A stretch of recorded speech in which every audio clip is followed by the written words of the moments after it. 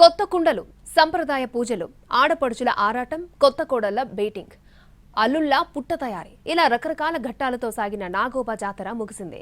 ఈసారి కూడా భారీగా భక్తులు తరలొచ్చి మొక్కులు చెల్లించుకున్నారు. ఆదిలాబాద్ జిల్లా కేస్లాపూర్లో నాగోబా జాతర ముగిసినా భక్తుల దర్శనాలు మాత్రం కొనసాగుతున్నాయి. దేశంలోనే రెండవ అతిపెద్ద జాతరగా చెప్పే నాగోబా వేడుక ఈ నెల 18న ప్రారంభమైంది. అర్ధరాత్రి మేస్రం వంశీయులు మహాపూజ నిర్వహించారు. అంతకుముందు కేస్లాపూర్లోని మురాడి వద్ద పూజలు చేసి జాతర తేదీలను నిర్ణయించారు.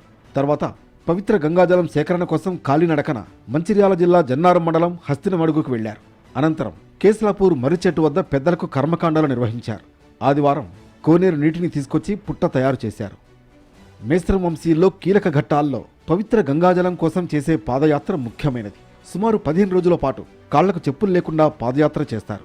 పవిత్ర గంగాజలంతో ఉన్న కలశాన్ని ఎక్కడా కింద పెట్టరు, చెట్టుపై కట్టి ఉంచుతారు.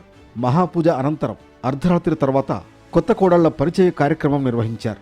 ఈ జాతరకు మేస్రం వంశీయులతో పాటు ఆదివాసీలు, గిరిజనేతరులు కూడా తరలివచ్చి మొక్కులు చెల్లించుకున్నారు. దీంతో వనమంతా జనసందోహమైంది. ఇక బేతాళ్, మండగాజులింగ్ పూజల తర్వాత ఎడ్ల బండ్లలో మేస్రం వంశీయులు తిరుగు ప్రయాణమయ్యారు.